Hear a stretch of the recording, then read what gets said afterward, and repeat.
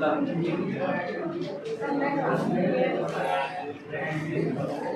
अक्ष पे हो गया और निरक्ष पे ये लो। देखो भाई विद्युत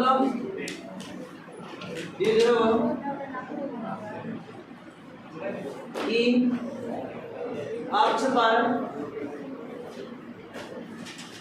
विद्युत क्षेत्र क्या आया था बताओ? ई वेक्टर बराबर 2 kb वेक्टर अपॉन कितना था? r ये आया था। और निरक्ष पर क्या आया था बताओ? निरक्ष पर ई वेक्टर बराबर -kb वेक्टर अपॉन कितना था? r क्लियर है? यहाँ तो एक बात समझ आएगी, ई वेक्टर व बी वेक्टर दोनों समान दिशा में है, समान दिशा में है। और यहाँ क्या आया था? ई वेक्टर व बी वेक्टर दोनों विपरीत दिशा में है। एक बात तो ये जो हम पढ़ चुके हैं पहले। अच्छा बताओ ई समानुपाती क्या है बताओ? 1/r3 क्या है? ई समानुपाती 1/r3। अच्छा जो बिंदु आवेश था, बिंदु आवेश के लिए विद्युत क्षेत्र वो ई समानुपाती क्या था बताओ? 1/r² था। फॉर्मूला क्या आया था उसका बताओ? ई बराबर kb/t कितना आया था? ये बिंदु आवेश के लिए था। बिंदु आवेश के लिए ई समानुपाती कितना होता है? 1/r²। जबकि विद्युत ध्रुव के कारण उसकी अक्ष पर या उसके निरक्ष पर दोनों पर ही ई समानुपाती क्या आ रहा है? 1/r क्या आ रहा है? r3 क्या आ रहा है? 1/r3। अगर मैं इन दोनों का ग्राफ एक साथ एक ही में प्लॉट करूं, एक साथ दोनों को एक ही ग्राफ पे क्या कर दूं मैं? प्लॉट करूं तो ग्राफ कुछ ऐसा आएगा। देखो इधर वहां बनवाया था आपको याद हो ई और इधर क्या दिया था? r। वहां ग्राफ कैसा आया था? ऐसा ही आया था, नहीं आया था? याद है आपको? ई समानुपाती क्या आया? 1/r²। और यहाँ पर क्या है तुम्हारा? ई समानुपाती 1/r3 क्या है? r3। तो बताओ दोनों में से कौन सा मान जल्दी कम होगा? तेजी से मान किसका कम होगा? इसका होगा या इसका होगा? r3 का ही तो होगा भाई। यहाँ अगर मैं q करूंगा तो ये मान तेजी से क्या हो जाएगा? कम हो जाएगा। तो ग्राफ शुरुआत में ऐसे रहेगा, r बराबर किसी एक मान पर, जैसे r का मान मैंने मान लिया कितना है? यहीं पर बराबर आ गया मान लो, तो मान लो उसके बाद लगातार क्या आएगा तुम्हारा? नीचे की ओर आएगा। क्या आएगा? नीचे की ओर ग्राफ आएगा। तो ये तुम्हारा ग्राफ किसका आएगा? तुम्हारा समानुपाती क्या आएगा? 1/r। ऐसा सेकंड चैप्टर में और मिलेगा जब हम तुलना करेंगे विद्युत विभव की और किसकी? विद्युत क्षेत्र की। वहां भी ग्राफ ऐसा ही आएगा, क्योंकि विद्युत विभव क्या होता है? v बराबर होता है aq/1/r। तो v समानुपाती कितना आ जाएगा तुम्हारा? 1/r। तो ये 1/r चलेगा और ये क्या चलेगा? 1/r²। तो यहाँ पे दोनों में से कौन तेजी से कम होगा? ये कम होगा। तो ऐसा ग्राफ एनसीईआरटी बुक में दिया गया है पर पूछा नहीं गया है, अभी तक नहीं पूछा गया, ठीक है ना? तो बाई चांस पूछ ले, पर अगर वो पूछेगा तो विद्युत विभव और ई की ही पूछेगा, इनकी नहीं पूछेगा, इसकी और इसकी पूछेगा, ठीक है ना? तो हमें बनाना आना चाहिए कि 1/r3 का तेजी से कम होगा और 1/r² का थोड़ा कम तेजी से क्या होगा? कम। तो ग्राफ बनाएंगे इसका, तो ई इधर क्या आएगा? r, ये ऐसे जाएगा, तेजी से नीचे की ओर जाएगा। बात समझ आएगी? नहीं? ये बातें तुम्हारे बीच में हो चुकी थी, यहाँ तक हो गई थी। एक लाइन ये लिखनी है कि विद्युत ध्रुव के कारण जो विद्युत क्षेत्र होगा वो दूरी के धन के व्युत्क्रमानुपाती होता है, यानी ई समानुपाती क्या होता है? 1/r। समझ में आया नहीं आया? एक बात और देख लीजिए,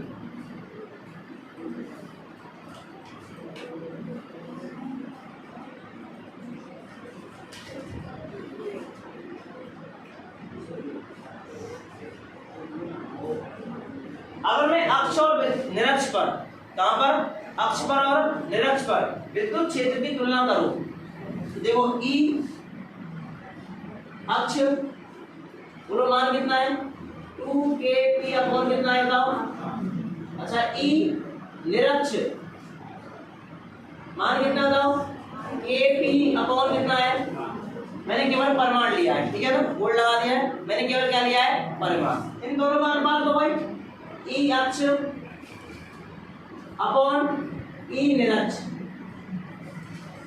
बोलो कितना आएगा, 2kp upon r q upon kp upon कितना आएगा, kp से आर क्यू, kp से आर क्यू, कितना बचा केवल 2, कितना बचा। इसका मतलब जो अक्ष पर विद्युत क्षेत्र होता है वो निरक्ष के विद्युत क्षेत्र से कितना होता है, 2 गुना होता है। वैसे भी देख रहा था ये 2kp है और ये कितना केवल kp है, ठीक है ना। तो अक्ष पर विद्युत क्षेत्र का मान निरक्ष के विद्युत क्षेत्र से कितना होता है, 2 गुना होता है। बात समझ आएगी, ये लिख लो, यहाँ तक लिखा हुआ है, ये लाइन लिखो ई समानुपाती वर्गफल आर क्यू, और फिर लिखेंगे ये वाली बात, परंतु लगा दिया।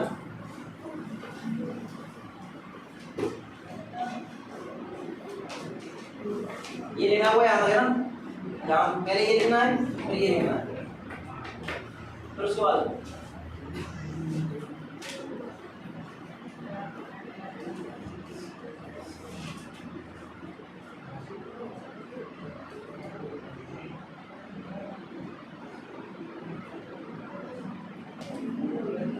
हाँ भाई लिखिए, स्पष्ट है कि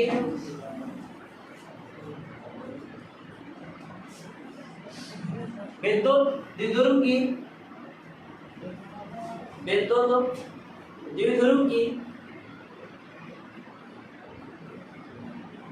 अक्ष पर विद्युत क्षेत्र का परिमाण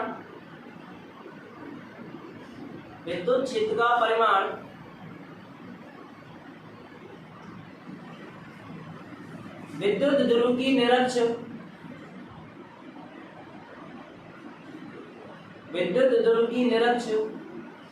पर विद्युत क्षेत्र के परिमाण से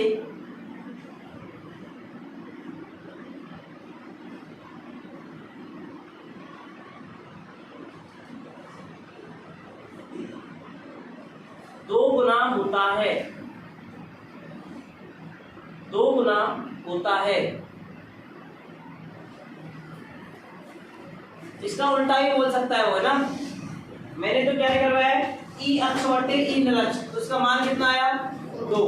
अगर वो ई निरक्ष बटे ई अक्ष होगा तो मान कितना आएगा 1/2, कितना आएगा मान, ठीक है ना। इस बात का ध्यान रखेंगे पेपर में, तो पहले अक्ष दे रहा है या पहले निरक्ष दे रहा है। अक्ष बटे निरक्ष पूछेगा तो आंसर कितना आएगा 2, और निरक्ष बटे अक्ष पूछेगा तो आंसर कितना आएगा 1/2, कितना आएगा 1/2। अब देखो आप, ये है तुम्हारा विद्युत द्विध्रुव, ठीक है ना।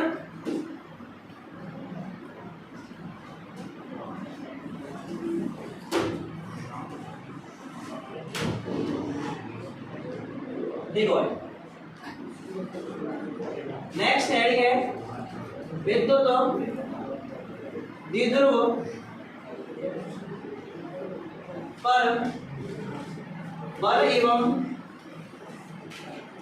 बलागुण जब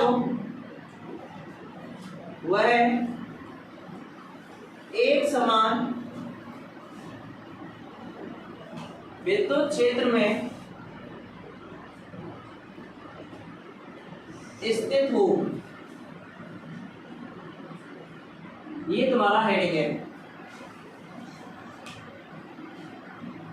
यानी अगर मैं इसको सीधी भाषा में बोलूं तो एक समान विद्युत क्षेत्र में रखे विद्युत द्विध्रुव पर बल एवं बलागुण, ये हमारा टॉपिक है, ठीक है ना। देखो तो पहली बात तो विद्युत द्विध्रुव क्या है वो मैंने बता दिया पहले, एक प्लस क्यू आवेश और एक माइनस क्यू आवेश का एक युग्म जो परस्पर अल्प दूरी पर स्थित हो, क्या कहलाता है तुम्हारा विद्युत द्विध्रुव कहलाता है। कहां पर रखा गया दोनों को, एक समान विद्युत क्षेत्र में। अब एक समान विद्युत क्षेत्र है, इसकी परिभाषा भी लिखा चुका हूं पहले।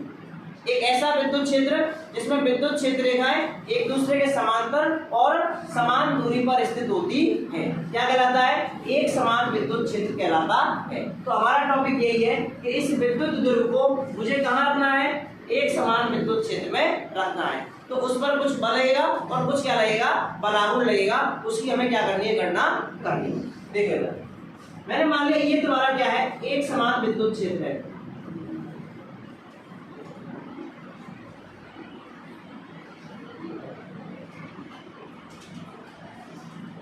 ये तुम्हारा क्या है, एक समान विद्युत क्षेत्र है। इस एक समान विद्युत क्षेत्र में मैंने एक विद्युत विध्रुव रख दिया। यहाँ आवेश -q है, यहाँ आवेश क्या है तुम्हारा +q है, और इनके बीच की दूरी कितनी है तुम्हारा 2a। और मैंने इसको विद्युत क्षेत्र से कितने कोण पर रखा है, थीटा कोण पर रखा, ठीक है ना। तो विद्युत क्षेत्र तुम्हारा इस प्रकार है।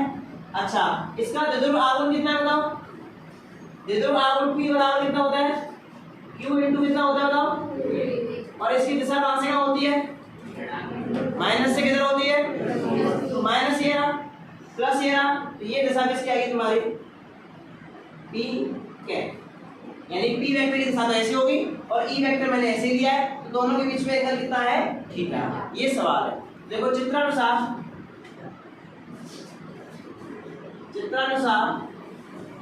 एक विद्युत द्विध्रुव एक समान विद्युत क्षेत्र ई वेक्टर में थीटा कोण पर स्थित है।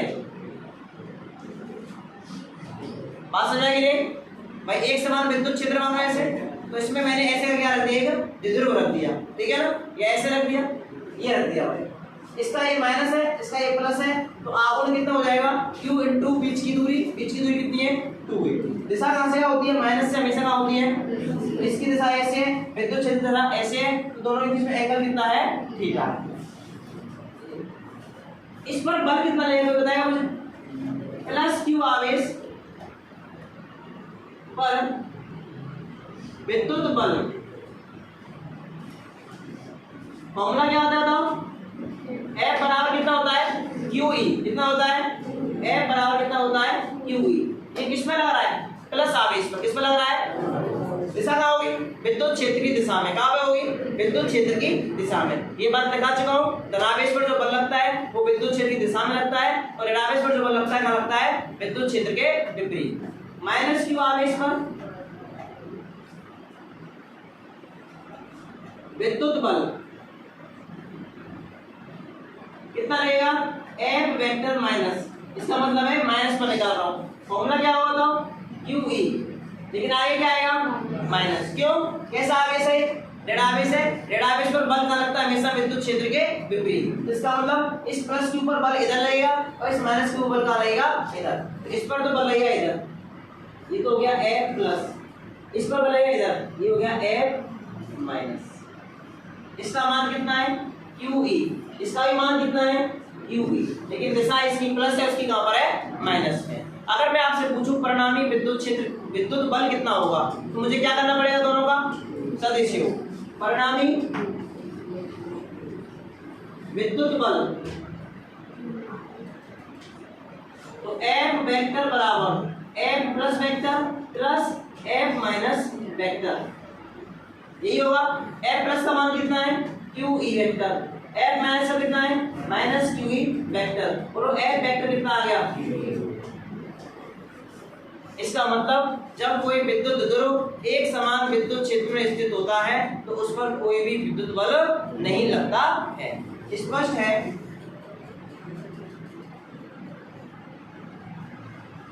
जब विद्युत ध्रुव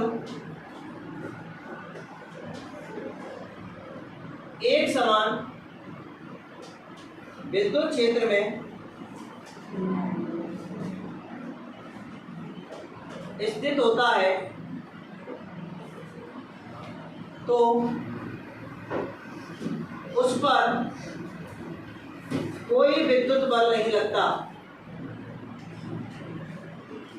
कोई विद्युत बल नहीं लगता। बात समझ में आई कि नहीं आई? यानी F बराबर कितना आ गया तुम्हारा 0। आपने 11वीं क्लास में चैप्टर पढ़ा था एक घूर्णी निकाय वाला, याद है आपको? वहां आपने बलागुण और बल पढ़े थे। मैंने एग्जांपल भी दिया था कि एक बोतल का ढक्कन खोलते तो मुझे क्या लगाना पड़ता है, उस पर बलागुण लगाना पड़ता है। याद आया हल्का सा? अगर F का मान 0 है तो मुझे पता है विद्युत बल का काम होता है किसी भी वस्तु को स्थानांतरण गति कराने का। क्या कराने का? बता विद्युत बल कितना है? 0। तो क्या यह विद्युत ध्रुव इस विद्युत क्षेत्र में स्थानांतरण गति करेगा? नहीं करेगा। क्या करेगा? नहीं करेगा। जब तक वस्तु पर बल का मान कितना रहेगा? 0 रहेगा, वस्तु स्थानांतरण गति नहीं करेगी। तो अब मैं बोल सकता हूं स्पष्ट है विद्युत ध्रुव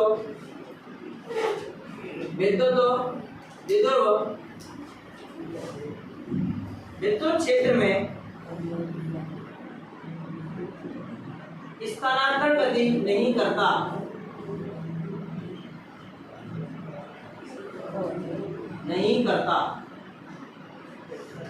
तो अभी तो मैंने केवल क्या निकाला है? बल निकाला है। अभी और क्या निकालना है? बलागुण। ठीक है ना? तो फिलहाल आप तो इतना लिखिए, फिर बलागुण निकाल दें। ठीक है?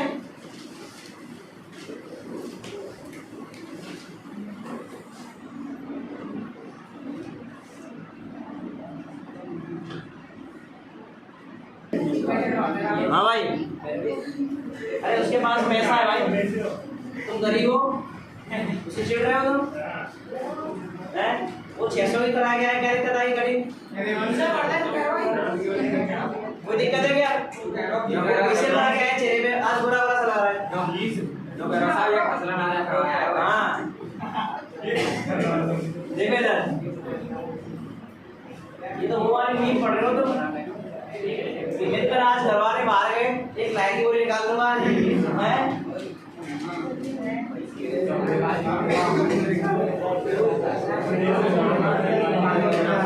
हाँ भाई देखो इधर, अब निकालना है हमको बलागुण। क्या निकालना है? देखो अच्छा, ये बल इधर लग रहा है, ये बल इधर लग रहा है, मतलब ऐसे, और एक ऐसे, ये F प्लस ये F माइनस, यही तो है। ये एंगल कितना हो गया तुम्हारा? 2 थीटा, सॉरी थीटा, ये दूरी कितनी है तुम्हारी? 2 है कि नहीं है? मुझे ये बताओ, क्या इन दोनों बलों की, इस वाले बल की और इस वाले बल की क्रिया रेखा समान है कि अलग अलग है? अलग अलग है कि नहीं? ये वाली क्रिया रेखा इसकी है और इसकी क्रिया रेखा क्या हो गई? ये। दोनों बलों की क्रिया रेखा क्या है? अलग अलग। और हमने पढ़ा है कि जब दो बल क्रिया रेखा अलग अलग होती है तो वस्तु घूर्णन गति करती है। वस्तु क्या करती है? घूर्णन गति, क्योंकि उस पर क्या लगता है? ब्रेक बलागुण लगता है। क्या लगता है? बलागुण। चूंकि दोनों बलों का परिमाण तो समान है, परंतु क्रिया रेखा अलग अलग है। दोनों की क्रिया रेखा कैसी है? अलग अलग है। अतः विद्युत द्विध्रुव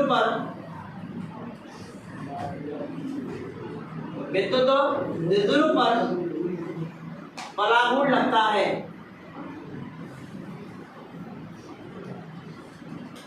जिससे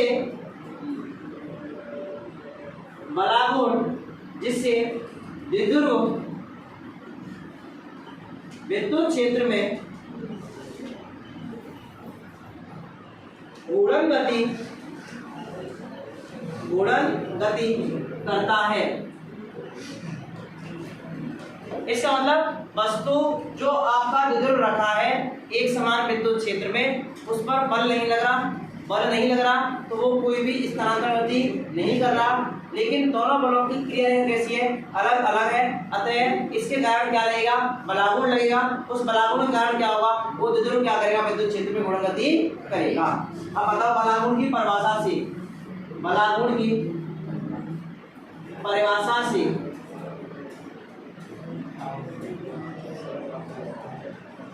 क्या बराबर ये होता है? बल इंटू बल क्रिया रेखाओं के बीच की लंबवत दूरी, बल क्रिया रेखाओं के बीच की लंबवत दूरी, कौन सी दूरी लेते हैं हम? तो इन दोनों के बीच की लंबवत दूरी तो यही होगी, होगी कितनी होगी? डी। यहाँ पर आएगा टॉ बराबर, बल का मान कितना है? 1 का, कोई एक ही लेना है, तो मैंने क्या ले लिया? Q E. बीच की दूरी क्या होगी? डी लंबवत, तो मैंने इसको बोल दिया डी लंबवत। और इनके बीच की लंबवत दूरी यही तो है। अच्छा, ये तुम्हारा कोण है, कोण के सामने कौन होता है हमेशा? लंब। मुझे पहले से क्या पता है? कर्ण। लंब और कर्ण में संबंध कौन आएगा? साइन। कौन आएगा? साइन। तो चित्र से साइन थीटा, चित्र से साइन थीटा बराबर, बोलो क्या होता है? लंब बटे कर्ण। क्या होता है? लंब बटे कर्ण। लंब कितना है तुम्हारा? D perpendicular. कर्ण कितना है तुम्हारा? 2a। इसका मतलब डी परपेंडिकुलर कितना आ गया तुम्हारा? 2a sin theta. कितना आ गया? 2a sin theta. ये मान यहाँ पर क्या कर देंगे? रख देंगे। तो यहाँ से आएगा क्या बराबर QE। क्या बराबर कितना आ गया? QE 2a sin theta. D लंबवत का मान कितना है? 2a sin theta. यहाँ से क्या आएगा? क्या बराबर Q into 2a। एक साथ लिख दिया मैंने, साथ में e और क्या है? साथ में sin थीटा। क्या बराबर, बोलो कितना है? इसका मान कितना है? 3 e sin थीटा। ये तुम्हारा क्या लगेगा? बलाकोण लगेगा। दिशा क्या हो जाएगी? टाउ वेक्टर बराबर p क्रॉस e। क्या हो जाएगा? p cross e। ये होगा तुम्हारा बलाकोण। क्या होगा? बलाकोण। ठीक है ना? यहाँ से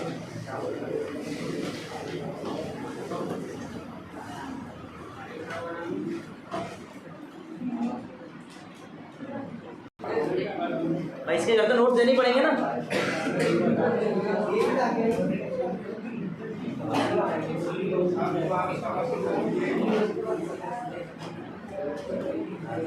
हाँ भाई देखो सर, टाउ बराबर p क्रॉस e। ठीक है ना? इसकी दिशा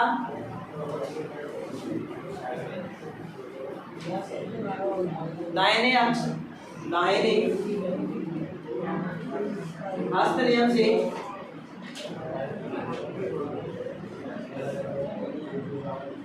ज्ञात करते हैं। ये रहा तुम्हारा दाहिना, पहले कौन सा दिशा है? P। P की ओर फिंगर्स करो अपनी। P इसी दिशा में है कि नहीं बताओ भाई? P ऐसी तो है, ये दिशा किसकी है और ये किसकी है? तो P की ओर फिंगर करो, पहले तो क्या कर दो? E की ओर मोड़ दो। तो P की ओर फिंगर करके मोड़ दी। अंगूठा किधर जा रहा है? अंदर की ओर। बना रहा है अंगूठा अंदर के लिए, आप लेते हैं क्रॉस। क्या लेते हैं? क्रॉस। क्या लेते हैं अंदर के लिए? क्रॉस। तो बलाकोण दिशा क्या हो गई? अंदर। चित्र से बलाकोण की दिशा, बलाकोण की दिशा कागज के तल के लंबवत, कागज के तल के लंबवत अंदर की ओर है, अंदर की ओर है। बात नहीं ना भाई, बात समझ कि नहीं? अगर मान लो P वेक्टर की दिशा नीचे की ओर होती तो नीचे से मोड़ते ऐसे करके एंगल लेना पड़ता। तो आपको पहले P है, बाद में क्या है? E है। P क्रॉस ही करना है, तो फिंगर्स हमेशा कहाँ करेंगे आप? P की ओर। और उनको किधर मोड़ेंगे आप? E की ओर। अंगूठा जिधर होगा वही तुम्हारी किसकी दिशा होगी? टॉ की दिशा। किसकी होगी? और इसके बाद तो टॉ है P वेक्टर व E वेक्टर के लंबवत होगा। क्या होगा? जो टॉ होगा वो P और E जिस दिशा में उनके हमेशा कैसा होगा? तुम्हारा लंबवत होगा। कैसा होगा? हमेशा लंबवत होगा। मतलब मैं कह सकता हूँ कि टॉ क्रॉस P वेक्टर करूंगा, आंसर कितना आएगा? 0। भाई टॉ डॉट P करूंगा तो टॉ P साइन कॉस, कॉस भाई डॉट क्या आएगा? Cos, cos theta. थीटा कितना हो जाएगा तुम्हारा? 90 डिग्री, तो कितना हो जाएगा तुम्हारा 0 हो जाएगा। ऐसे ही करेंगे tau vector cross E vector बराबर कितना आएगा तुम्हारा 0, क्योंकि दोनों की कैसा है लंबवत है, दोनों ही कैसा है लंबवत है। इसका मतलब थीटा कितना हो गया 90 डिग्री हो गया, तो यहाँ पर cos आएगा, यानी क्या आएगा cos 90 का मान कितना होगा, दोनों ही केसों में ये मान कितना हो जाएगा तुम्हारा 0, कितना हो जाएगा तुम्हारा 0। बोल बात समझ में आएगी नहीं है। तो आप बराबर p क्रॉस c में दो केस लेते हैं, एक थीटा बराबर 0 लेता हूँ और एक थीटा बराबर कितना लेता हूँ 90 डिग्री। यहाँ से बताओ डायग्राम बना दो ना,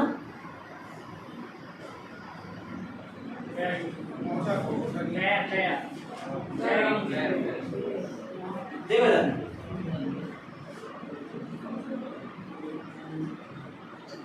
केस नंबर फर्स्ट, जब p वेक्टर व e वेक्टर के मध्य कोण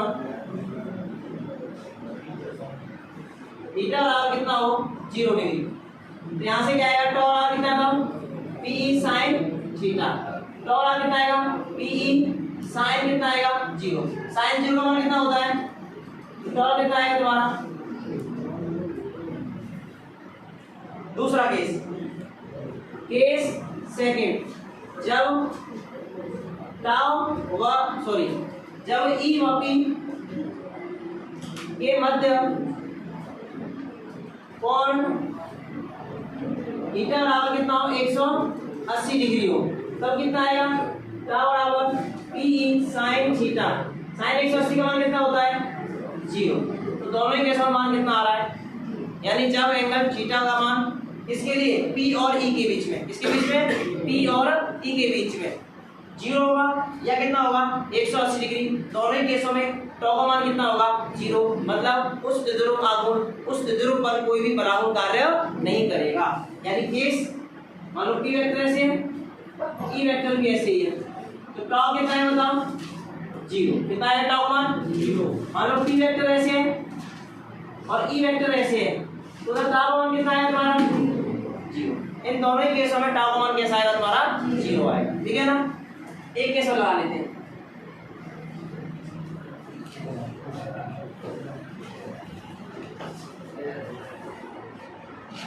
केस नंबर थर्ड,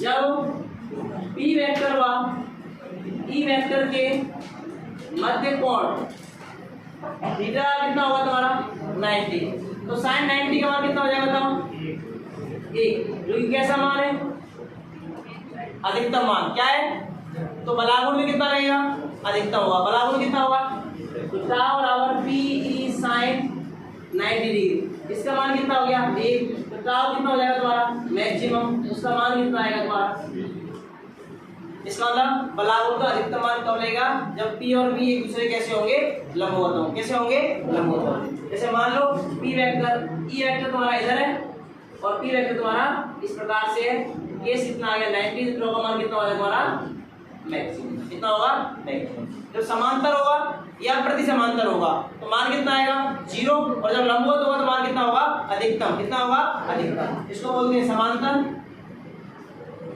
और इसको क्या बोलते हैं हम प्रति समांतर, ठीक है ना। देखिए मैंने यहां से लिखना है आपको ये वाला, फिर उधर से, ठीक है।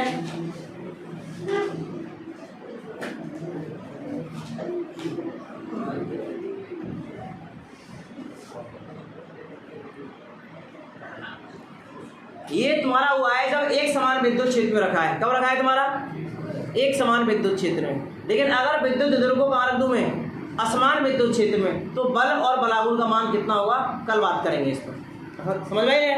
अभी हमने कौन सा केस पढ़ा है समान विद्युत क्षेत्र का, कैसा पढ़ा है समान विद्युत क्षेत्र का। कल हम पढ़ेंगे असमान विद्युत क्षेत्र में, क्या पढ़ेंगे हम असमान विद्युत क्षेत्र, ठीक है। आज इतना ही, राधे राधे भाई।